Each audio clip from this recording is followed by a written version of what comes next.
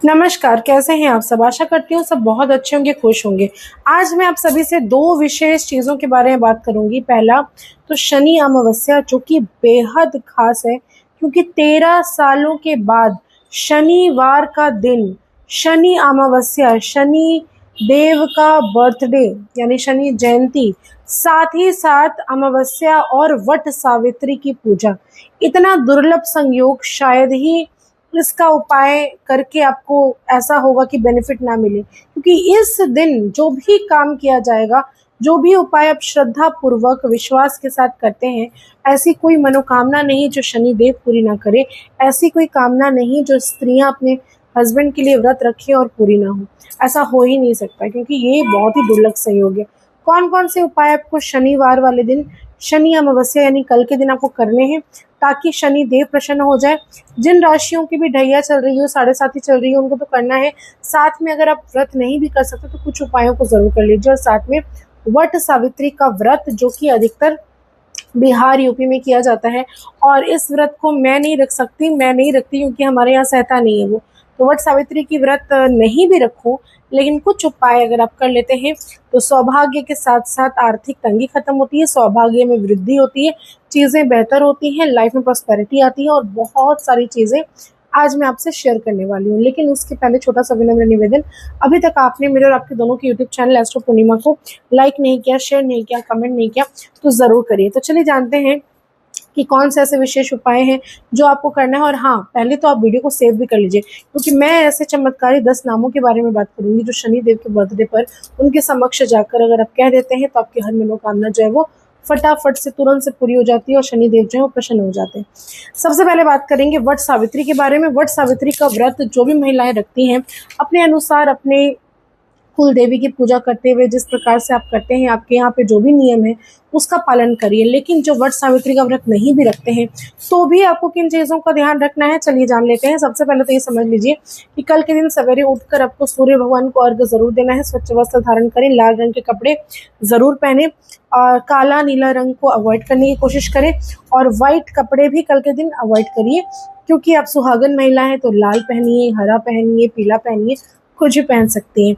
आपको सबसे पहले ना श्रृंगार का सामान जो माता रानी को भेंट स्वरूप आप चढ़ाएंगे, वट सावित्री की पूजा में माता रानी का भी आपको श्रृंगार का सामान खरीदना चाहिए, जिनको आप माँ पार्वती को आप अर्पण करेंगे। चाहे वो 16 श्रृंगार हो सकता है, 5 श्रृंगार का सामान मिनिमम आपका होना चाहिए। इसके अलावा अगर आप 11 सुहागन महिलाओं को श्रृंगार का सामान भेंट स्वरूप देती हैं तो आपके ज़िंदगी में सौभाग्य में उन्नति होती है, आपके लाइफ में खुशियाँ ही खुशियाँ आती है। इवन आपके ज़िंदगी में जो भी आपके हस्बैंड के लाइफ में और आपके लाइफ में दोनों के बीच में अगर कोई कलेश, कोई कला, कुछ भी अगर अनबन भी है ना, तो वो भी सही हो जाता है। तो इसलिए श्रृंगार का सामान ज़रूर अर्पण करिए।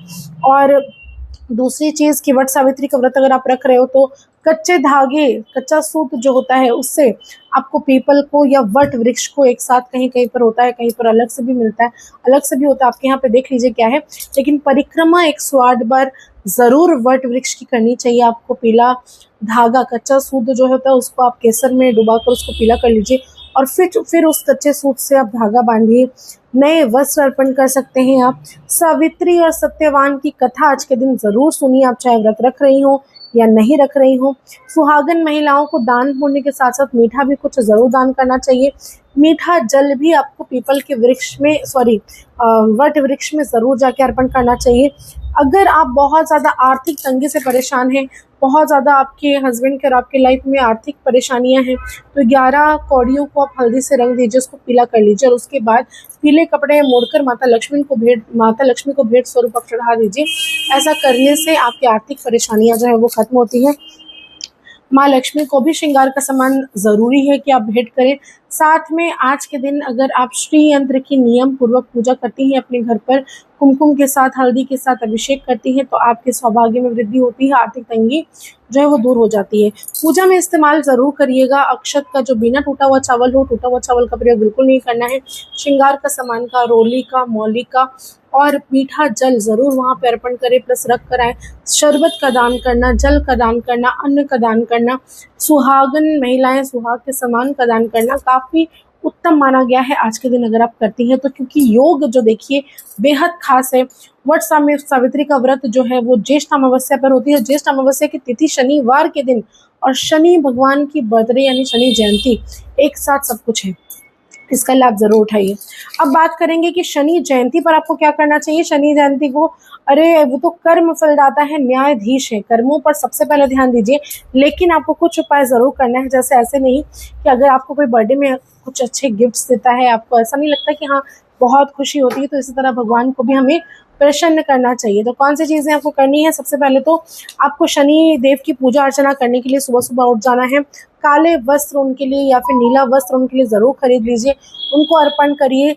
नीले फूल का प्रयोग अनिवार्य है। नीले फूल से हमारे जो छाया पुत्र हैं वो बहुत जल्दी प्रसन्न हो जाते हैं, और छाया पुत्र कहने से भी वो प्रसन्न हो जाते हैं। जी हाँ, क्योंकि उनको अपनी माता से बेहद प्यार था, और इसीलिए आज के दिन जो भी व्यक्ति की दैया चल रही हो, साढ़े साथी चल रही हो, या किसी प्रकार से शनि की महादशा अंतर्दशा चल रही हो, और आपको लगता है कि शनि कहीं पर आपकी कुंडली में डिस्टर्ब है, तो क्या करना है, आपको एक कोई भी स्टील का कटोरा लेना है, उसके अंदर पूरा सरसों का तेल फिल करिए, अपने फेस को आप देखना है, उसके अंदर 1 रुपये का सिक्का डाल दीजिएगा, और उसके बाद ले जाकर आप ये शनिदेव के मंदिर में जाके रख कर चले आए। आप यकीन मानिए आपकी जितनी भी चल रही परेशानी स्ट्रगल्स है वो सब खत्म हो जाती है। जो भी व्यक्ति उड़द का दाल आज के दिन काले कपड़े में कम से कम 250 ग्राम, मैक्सिमम आप जितना चाहें उड़द का दाल करता है, तो उसकी ज़िंदगी से भी परेशानियां मुक्त हो जाता है इंसान। इसके अलावा पीपल की वृक्ष की पूजा अर्चना भी अनिवार्य है। अगर शनिदेव के मंदिर आपके यहाँ पे नहीं है तो आप शनिदेव का नाम लेकर महादेव के मंदिर में जाकर भी आपको ये क्रिया कर सकते हैं कि वहां पर आप शनिदेव का नाम लेकर दिया प्रज्वलित कर दीजिए, शिवलिंग में अभिषेक कर दीजिए। सरसों का तेल का दान कंपलसरी है। बहुत ज़्यादा स्ट्रगल चल रही है लाइफ में, डिलेज चल रहे हैं, काम नहीं हो रहे, रुक जा रहे हैं, पैरों में दर्द है, कमर में दर्द है, बहुत आलसी हो चुके हैं आप, ये सारी चीज़ें शनि जब नेगेटिव हो जाता है तो ये चीज़ें देता है, तो उसमें भी अड़चने जो है आपकी वो लाइफ से खत्म होना शुरू हो जाती है। पीपल की सेवा करिए, पीपल की पूजा अर्चना करना, आज के दिन जल दान करना बहुत ज़्यादा उत्तम माना गया है। शिव जी की पूजा करने से शनि देव जो है वो अति प्रसन्न हो जाते हैं, इसलिए शिवलिंग को भी आज के दिन आपको अभिषेक करना चाहिए। वहाँ पर भी आपको मीठा ज़रूर चढ़ाना चाहिए, क्योंकि आराध्य देव है शनि देव के, आराध्य देव है शिव जी। नीले फूल से आप उनको सजाइए, शिव जी को भी सजाइए, प्लस शनि देव के मंदिर अगर है तो शनि देव को भी सजाइए। आज के दिन जूते दान करना आपके स्ट्रगल्स को ख़त्म करता है। कुत्तों को अगर आप सरसों तेल चपोड़ कर रोटी में आप खिलाते हैं तो आपकी जितनी भी बाधाएं हैं, ऑब्स्टेकल्स है काम में, वो खत्म हो जाते हैं। छतरी अगर आप किसी को दान करते हैं तो आपके घर बनने का सपना जो है वो पूरा हो जाता है। आज के दिन अगर मैं जो 10 नाम लेने वाली हूँ, इन 10 नामों को आपने ले लिया, नोट डाउन कर लीजिए या फिर वीडियो को सेव कर लीजिए, जिससे शनि देव जो है वो बेहद प्रसन्न होते हैं। मैं एक रील भी बनाऊंगी इसको लेकर, तो आप चाहें तो सेव कर लीजिए। ओम पूर्णस्थाय नमः, ओम पिंगलाय नमः, ओम भब्रवे नमः, मैं लिख भी दे रही हूँ सारी चीज़ों को। ओम कृष्णाय नमः, ओम रौद्राय नमः, ओम अंतकाय नमः, ओम यमाय नमः, ओम सौरये नमः, ओम शनिश्चराय नमः, ओम मंदाय नमः। इनका मंत्र का जाप वहीं बैठकर शनि मंदिर में कर लीजिए, और इसके अलावा वहीं बैठकर शिव चालीसा और शनि चालीसा और हनुमान चालीसा का पाठ कर लीजिए। आपकी ज़िंदगी में चल रहे सारे परेशानी खत्म, और शनि देव जो है वो हो जाएंगे प्रसन्न। धन्यवाद, फिर मिलेंगे नेक्स्ट वीडियो में।